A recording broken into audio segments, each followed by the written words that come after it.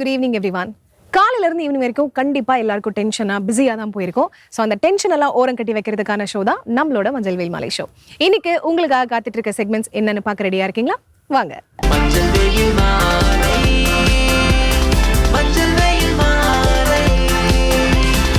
நம்ம ஷோட first segment யோகாசனம்.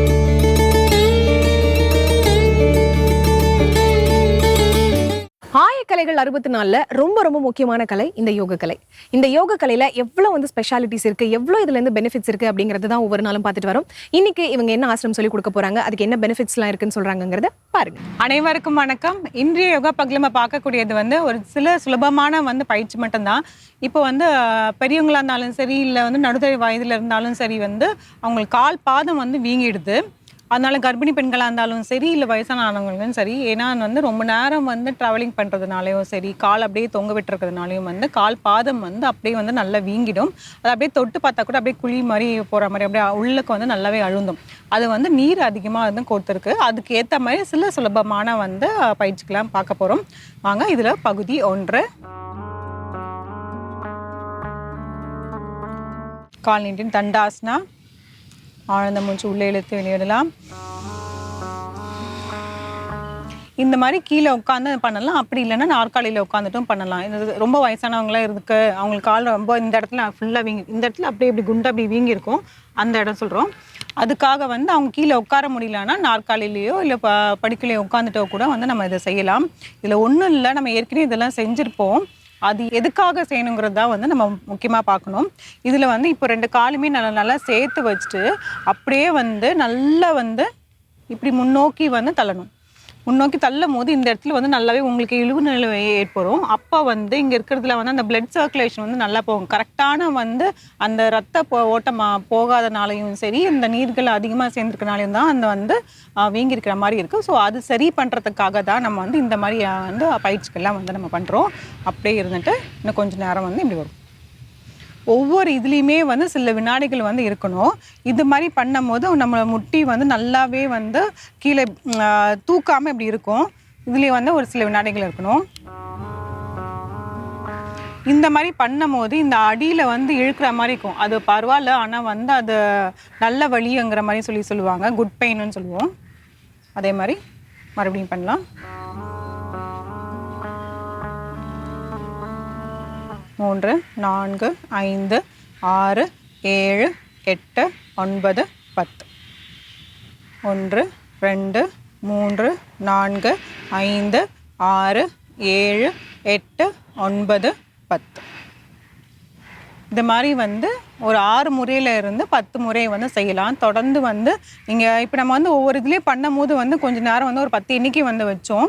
அந்த மாதிரியும் பண்ணலாம். அப்படி இல்லைனா நம்ம அப்படியே உடனே இப்படி பண்ணுற மாதிரி இருக்கும். ஏன்னா சில பேருக்கு வயசானவங்களுக்கு இந்த மாதிரி உடனே பண்ண முடியாதுங்கிறதுக்காக தான் கொஞ்சம் சில வினாடிகள் இருக்கணும் அப்படிங்கிற மாதிரி சொல்கிறோம்.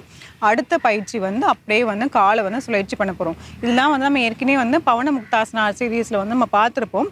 இருந்தாலும் இதை இந்த வீக்கத்துக்காக நம்ம செய்கிறோம். மறுபடியும் இப்படி பண்ண போகிறோம்.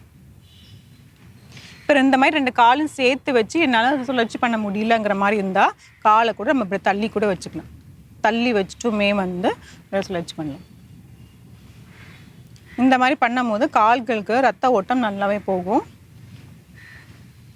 ஒரே டைரக்ஷனில் அப்படியே சுழற்சி பண்ணிகிட்டே வர போகிறோம். அப்புறம் இந்த பக்கத்துலேருந்து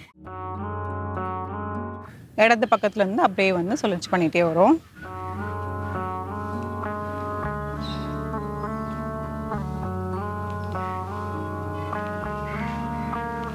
தளர்த்திக்கலாம். ஆழ்ந்த மூச்சு உள்ளே இழுத்து வெளியிடலாம். அடுத்த பயிற்சி இது எல்லாமே இந்த கால்களுக்கு இந்த இடம் வீங்கி இருக்கிறதுனால தான் நம்ம இதுக்குள்ளே நம்ம வேலை பண்ணிகிட்ருக்கோம். மற்றதுலாம் நம்ம ரொம்பவே இது பண்ண தேவையில்லை. இப்போது காலை இப்படி மடிச்சுக்கிறோம். காலை மடிச்சுட்டு இதில் இந்த பாதத்தில் நல்லா இப்படி தூக்குறோம். அப்படியே இப்படி கீழே பாதத்தை நல்லா இப்படி தூக்கணும். அப்படியே கீழே வைக்கும். 3 4 5 6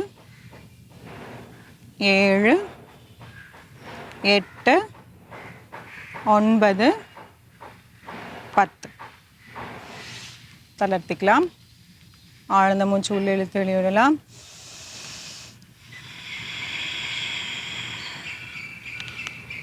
இப்போ அது மாதிரியே வந்து குதிக்காலை வந்து தூக்க போகிறோம். இந்த கால் பாதத்தில் மட்டும்தான் நமக்கு ஃபுல்லாக வந்து ரத்த ஓட்டம் போகாது. அதுக்காக தான் நம்ம இது பண்ணுறோம். மறுபடியும் வந்து இந்த குதிக்காலை எப்படி தூக்குறோம். முதல்ல வந்து கால் விறகுல தூக்கியிருந்தோம். இப்போ குதிக்காலை வந்து தூக்குறோம். உங்களுக்கு எவ்வளோ தூரம் மேலே தூக்க முடியுமோ அந்த அளவுக்கு தூக்கிக்கலாம். இது உட்கார்ந்து பண்ணும் போது கொஞ்சம் அளவுக்கு தான் வந்து நம்மளால தூக்க முடியும். நம்ம வந்து நின்றுட்டு பண்ணும்போது பார்த்திங்கன்னா இன்னும் வந்து நல்லா ஜாஸ்தியாகவே பண்ணலாம். நின்றுட்டு பண்ண முடியாதவங்களுக்காக இப்போ அமர்ந்த நிலையில் வந்து நம்ம சொல்லிகிட்ருக்கோம். தளர்த்திக்கலாம். ஆழ்ந்த மூச்சு உள்ளே இழுத்து வெளியிடலாம்.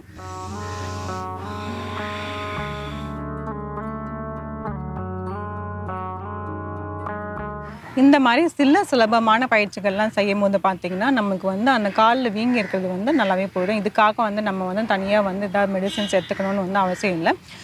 சில பயிற்சிகளால் மூலியமாகவும் சரி, நம்மளோட சாப்பிட்ற முறையாக இருந்தாலும் சரி, அதுலையுமே சேர்த்து வச்சு நம்ம பண்ணோம்னா வந்து நல்லாவே வந்து பலனடையலாம். இந்த பயிற்சிகளை மட்டும் செஞ்சு பாருங்கள். மீண்டும் அடுத்த பகுதியில் சந்திக்கலாம்.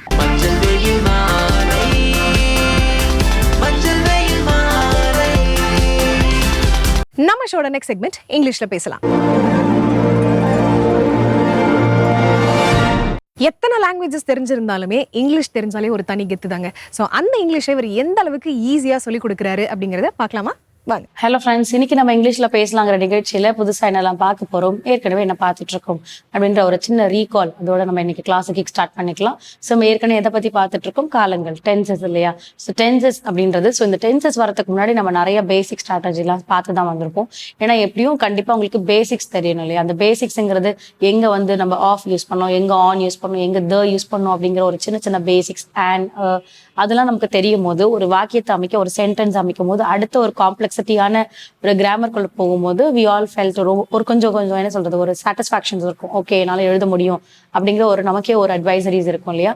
ஸோ அந்த மாதிரி நம்ம என்ன பண்றோம், ஒரு பேசிக் லேர்ன்ஸை பார்த்துட்டு தான் நம்ம டென்ஸ்குள்ள வரும். ஸோ அப்படி பேசிக் லேர்ன்ஸை பார்த்துட்டு நம்ம டென்ஸ்குள்ள வரும்போது அந்த வாக்கியங்களை அமைக்கிறதுக்கும் நமக்கும் ஈஸியா இருக்கும். ஏன்னா என்னதான் ஒரு ரூல் கொடுத்துருக்காங்க, அந்த ரூலுக்கு ஏற்ற மாதிரி நம்ம அமைக்கிறோம், நம்ம அப்ளை பண்றோம். வேர்ப் கொடுத்துருக்காங்க, அந்த வேர்ப் எடுத்து நாங்கள் வைக்கிறோம் அப்படின்னாலுமே அந்த ஃபார்மேஷன் அப்படிங்கிறது முக்கியம் இல்லையா. அந்த ஃபார்மேஷன் தான் நம்ம என்ன பண்ண போறோம், கரெக்டாக அமைக்க போறோம். நம்ம இப்போ எழுதுறது எல்லாமே ஆக்சுவலாக சிம்பிளான ஒரு சென்டென்சஸ் தான் எழுதிட்டே இருக்கும். இதுலயும் இன்னும் காம்ப்ளெக்சிட்டி சென்டென்சஸ் இங்கிருந்து அப்படியே ஹிண்ட் டெவலப்பிங், பேராகிராஃப் டெவலப்பிங் அந்த மாதிரி நம்ம கொண்டு போயிட்டே இருக்கலாம். ஸோ அப்படி இருக்கும்போது நமக்கு அதிகம் தேவை உள்ளது என்னன்னா, சின்ன சின்ன விஷயங்களை வந்து நம்ம என்ன பண்ணணும், நிறைய க்ரோ எடுக்கணும். ஸோ அப்படி எடுக்கும் போது நம்ம என்ன பண்ணலாம்னா வாக்கியங்களை அமைக்கிறதுக்கு வந்து ஈஸியா இருக்கும். ஸோ அப்படி அதன் அடிப்படையில நம்ம காலங்களை தான் குறிப்பா பாக்குறோம் இல்லையா. அந்த காலங்கள்ல நமக்கு என்ன பண்ணுது, இந்த காலம் இந்த இடத்துல இந்த விஷயம் நடந்து இருக்கா நடக்கலையா அப்படிங்கிறத வந்து எடுத்துரைக்குது. ஸோ அதுக்கேற்ற மாதிரி நம்ம என்ன பண்ண போறோம், பேச போறோம், இல்லை பழக போறோம். ஸோ அப்ப இன்னைக்கு எடுக்கிறது என்னன்னா, நமக்கு வந்து ஃபியூச்சரை பத்தி பார்த்துட்டு இருக்கோம் இல்லையா. வருங்காலங்கள்ல எப்படி பேசலாம், இல்லை வர இருக்கிறத எப்படி பேசலாம் அப்படிங்கிற மாதிரி பார்க்கலாம். ஸோ அதுலேயே நமக்கு பாசிட்டிவ்ஸ் இருக்கு, நெகட்டிவ்ஸ் இருக்கு, இன்ட்ராகேட்டிவ்ஸ் இருக்கு. ஸோ இந்த அஃபர்மேஷன்ஸ் நமக்கு எந்த இடத்துல நம்ம நல்ல பாசிட்டிவ் ஸ்ட்ராங் ஆகிட்டோம், நெகட்டிவ் அண்ட் இன்ட்ராகேட்டிவ்ஸ் தான் அடுத்தது போயிட்டு இருக்கு இல்லையா. ஸோ இன்ட்ராகேட்டிவ்ஸ் அப்கமிங்ல கொஸ்டின்ஸாக நமக்கு வரும். ஸோ இது வந்து நெகட்டிவ்ஸ், பண்ணாங்களா பண்ணலையா அப்படிங்கிற மாதிரி. ஸோ அப்படி இருக்கும்போது அந்த பண்ணாங்க பண்ணலை அப்படிங்கிறத எப்படி எழுதலாம். இதுல வந்து ஆக்ஷன் வருமானா கண்டிப்பா நம்மளோட ஆக்ஷன் வந்து என்ன பண்ணுவாங்க, பெர்ஃபார்ம் பண்ணுவாங்க. அவங்க வேலையை கொடுக்கணும் இல்லையா. அவங்க என்ன வேலை, நம்ம என்ன ஆக்ஷன் எடுக்கிறோமோ அவங்க என்ன வேலை தராங்கன்னு இருக்கு. அந்த வேலைக்கு ஏற்ற மாதிரி தான் சென்டென்ஸ் அமைக்க போறோம். ஸோ அப்படி இருக்கிறதுல இன்னைக்கான வேர்ப், இன்னைக்கான சென்டென்ஸ், இன்னைக்கான சப்ஜெக்ட் என்ன, அதை வச்சு எப்படி சென்டென்ஸ் ஃப்ரேம் பண்ணலாம் அப்படின்னு சொல்லி தருவாங்க. ஸோ நம்ம எடுக்கிறது ஃபியூச்சர் பர்ஃபெக்ட் டென்ஸ்.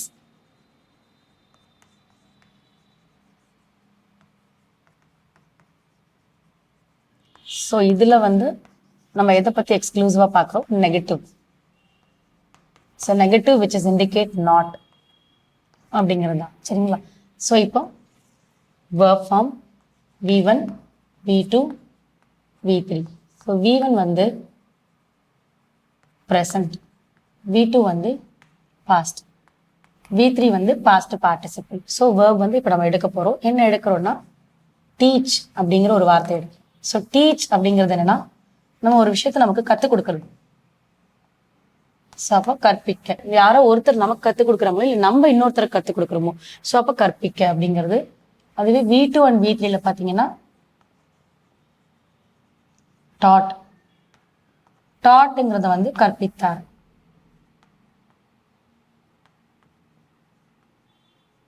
இதே லேர்ன்ல வந்து கற்றல் அப்படின்னு இருக்கும். ஸோ அது வந்து லேர்ன்ல வரும். கற்றல், கற்றிருப்பார் அப்படிங்கிறது. இது வந்து கற்பித்தார், கற்பிக்க, அதாவது நம்ம சொல்லி கொடுக்க இருக்கிறது இல்லையா. அதே மாதிரி இந்த இங்கிலீஷ்ல இந்த டாட் அப்படின்னு வரது ரெண்டு கன்ஃபியூஷன்ஸ் வரும். என்னன்னா ஒன்று வந்து தாட் அப்படிங்கிறது, இது வந்து தா அப்படிங்கிற சவுண்ட் வரும். ஏன்னா TH சேர்ந்து இருக்கு. இந்த இடத்துல டாட் அப்படின்னு வரும்போது இங்க வந்து டா. அப்ப தா டா அப்படிங்கிறது நமக்கு வரும். ஏன்னா நிறைய மேக்சிமம் வந்து குழந்தைங்களுமே இது கொஞ்சம் ஸ்ட்ரக் ஆவாங்க. தாட்டுன்னு மாத்தி படிப்பாங்க. அதாவது தாட் அப்படிங்கும் போது எண்ணங்கள், அவங்களோட எண்ணங்கள் என்ன யோசனை அப்படிங்கிறது. டாட்ன்னும் போது கற்பிக்கிறது. ஸோ ரெண்டுமே சவுண்டு வந்து வித்தியாசப்படும், வேறுபடும். ஸோ அது மட்டும் கொஞ்சம் லிசன் பண்ணி நம்ம கவனிச்சு செய்யணும் அப்படின்னும் போது ஈஸியாக. ஏன்னா TH வரும்போதே ஹெச்சோட சவுண்டு ஹா இல்லையா. ஸோ அப்போ தா. TAன்னும் போது ஆ சவுண்ட்ல முடியறதுனால டா அப்படிங்கிறது ஒரு 8 + ஆ டா. அந்த மாதிரி இதை பிரிச்சு சொல்லி கொடுங்க, இல்லை பிரிச்சு கத்துக்கோங்க. அப்படிங்கும் போது உங்களுக்கு கொஞ்சம் ஈஸியாவே இருக்கும். ஸோ அப்போ டீச் டாட் அப்படிங்கிறது இங்க நம்ம சொல்ல வரோம். ஸோ இதை வச்சு நம்ம எப்படி எழுதலாம்னு பார்க்கலாம். அதுக்கு முன்னாடி என்ன சப்ஜெக்ட் இருக்குன்னு பார்த்துருவோம். So I, we, you, he, she, they, then it. நீங்கெல்லாம் வச்சிருக்கோம், இவங்களை மட்டும்தான் எழுதணும் அப்படின்னு கிடையாது. ஸோ ஆல்ரெடி சொன்னதான் நீங்க நேம்ஸ் யூஸ் பண்ணலாம், இல்லை ரிலேட்டிவ் ப்ரொனவுன்ஸ் எனிதிங் எது வேணுமோ நீங்க அந்த இடத்துல அசைன் பண்ணிக்கலாம். இப்போ நம்ம என்ன பண்ண போறோம், ஒன் சப்ஜெக்ட் ரெடி ஆயிடுச்சு, ஆக்ஷனும் ரெடி ஆயிடுச்சு. அப்போ கண்டிப்பா எது வேணும், ரூல் வேணும். ஸோ ரூல் என்ன பண்றோம், future perfect tense negative rule எழுத போறோம். ஸோ கண்டிப்பா ஃபர்ஸ்ட் எடுத்தோடனே யார் வேணும், சப்ஜெக்ட் வந்து வேணும். சப்ஜெக்ட் கூடவே அதுக்கப்புறம் ஃபியூச்சர் அப்படிங்கிறதுனால விச் இஸ் ஆட் வில், அப்படி இல்லைன்னா ஷல். தென் பிளஸ் நெகட்டிவ் அப்படிங்கும் போது டு பி ஆட் கண்டிப்பா என்ன பண்ணணும், நாட். பர்ஃபெக்ட்னால ஹாவ். தென் பிளஸ் verb வந்து V3. V3ங்கிறது which is indicate past participle அப்படிங்கிறது தான். அப்போ ஒரு subject will or shall, not plus have plus V3 அப்படிங்கிறது தான். ஸோ இந்த விஷயங்கள் நம்ம ரூலை வந்து ஒரு அழகாக ஃப்ரேம் பண்ணியிருக்கோம் இல்லையா. So rule is ready. இப்போ நம்ம ஆப்வியஸாக எங்கே போகணும், சென்டென்ஸ்க்கு போகணும். ஸோ சென்டென்ஸ்க்கு போகும்போது இந்த இடத்துல நீங்கள் சப்ஜெக்ட் யூஸ் பண்ணலாம், இல்லை நேம்ஸும் யூஸ் பண்ணலாம். நான் வந்து I'm just taking a name, ஒரு கேரக்டர், ஏதோ ஒரு character. So Mani will not. So ஒரு சப்ஜெக்ட் எடுத்தாச்சு, வில் எடுத்திருக்கேன், not have. So Mani will not have என்ன அப்படின்னா that. So Mani will not have அப்படின்னா, வில் நாட் ஹாவ் டாட் அப்படின்னா மணிங்கிறவர் என்ன பண்ணிருக்க மாட்டாரு, கற்பித்திருக்க மாட்டார் அப்படிங்கிறது. எதை அப்படின்னும் போது கற்பித்திருக்க மாட்டார்னு சொல்லலாம், இல்ல கற்றுக் கொடுத்திருக்க மாட்டார்னு நீங்க சொல்லலாம். ஸோ இது வந்து எதை கற்றுக் கொடுத்திருக்க மாட்டார் அப்படின்னு சொல்ல வரீங்கன்னா இன்னும் டெவலப் பண்ணலாம். இல்ல மேம் எனக்கு இதோட ஸ்டாப் பண்ணிடலாம் அப்படின்னாலும் இதோட ஸ்டாப் பண்ணிக்கலாம். ஸோ நான் இதை டெவலப் பண்றேன். Mani will not have that that form. ஆக்சுவலா என்ன நம்ம போயம் அப்படின்னு சொல்லுவோம், ஆஸ் த சவுண்ட் ஆஃப் போம் அப்படிங்கிறத நம்ம சொல்லணும். அப்ப மணி வந்து என்ன சொல்றாருன்னா அந்த போயம், அதாவது அந்த போமை வந்து கத்து கொடுத்திருக்க மாட்டாங்க அப்படிங்கிற மாதிரி சொல்றாங்க. அப்ப எப்படி எழுதலான்னு பார்க்கலாம். மணி என்ன பண்ணல, will not have that that போம் இல்லையா. ஸோ மணி அந்த, ஸோ போம்னு வரும்போது இண்டிகேட்ஸ் கவிதையை. ஸோ அப்போ டாட் அப்படின்னு வரும்போது கற்பித்தார் இல்லையா. ஸோ அப்போ என்ன பண்ணலாம், டாட் வில் நாட் ஹாவ் டாட்னா கவிதையை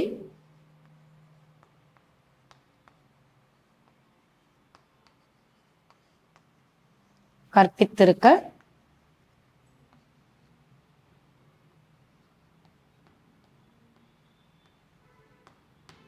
ஸோ அப்போ மணி அந்த கவிதையை என்ன பண்ணிக்க மாட்டாங்க, கற்பித்திருக்க மாட்டார் அப்படிங்கிறது சொல்ல வராங்க. ஸோ அப்போ அவர் என்ன பண்ணிருக்கலாம், அந்த லெசன், அந்த போமோ அந்த லெசன் அப்படிங்கிறத சொல்லி கொடுத்துருக்க மாட்டாங்க அப்படிங்கிறது தான். சரிங்களா. ஸோ இன்னைக்கான ஒர்க் ஃபார்ம், இன்னைக்கான ரூல் அண்ட் சப்ஜெக்ட்ஸ்லாம் வச்சு நம்ம சென்டென்ஸ் ஃப்ரேம் பண்ணியிருக்கோம். நெக்ஸ்ட் கிளாஸ் நெக்ஸ்ட் இன்ட்ரெஸ்டிங்கான சென்டென்ஸோட உங்களை மீட் பண்ணுறேன். தேங்க்யூ.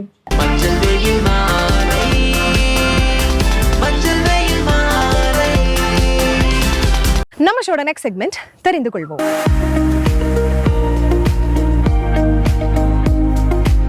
எவ்வளவு பெரிய விஷயங்கள் வந்து நம்ம தெரிஞ்சிருந்தாலும் ச்சே இந்த குட்டி விஷயம் போய் நம்மளுக்கு இவ்வளோ நாள் தெரியாமல் போயிருக்கே அப்படிங்கிற ஒரு சுச்சுவேஷனை எல்லாருமே கடந்திருப்போம்.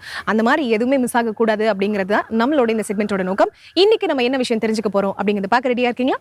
வாங்க. வசன் டிவி ரசிகர்களுக்கு வணக்கம். இன்னைக்கும் நம்மளுடைய தெரிந்து கொள்வோம் நிகழ்ச்சியில தெரியாத பல விஷயங்களை தான் தெரிஞ்சுக்க போறோம். நம்ம எல்லாருக்குமே இந்த கொசு கடிச்சா அது ரத்தத்தை உரியுது அப்படின்றது தெரியும். ஆனா நம்ம பாடியில் இருக்கக்கூடிய ஹேர்ஸ் எல்லாம் அதுக்கு ஒரு ப்ரொடெக்டர் அப்படின்னு சொல்றாங்க. இப்போ கொசுவால நம்மளுடைய முடியை தள்ளிட்டு அதுக்கப்புறமா அதுல இருந்து ரத்தத்தை உரியன்றது ரொம்ப ஹார்டான ஒரு டாஸ்க் தான். நிறைய வீடியோஸ் கூட இப்போ சோஷியல் மீடியால வைரல் ஆச்சு. ஏன்னா ஹேர் வந்து அந்த கொசுக்கிட்ட இருந்து நம்மளை ப்ரொடெக்ட் பண்ணுது அப்படின்னு சொல்லி, அதனால பெருசா யாரும் அந்த ஹேரை ரிமூவ் பண்ணாதீங்க அப்படின்ற மாதிரி தான் சொல்லுவாங்க.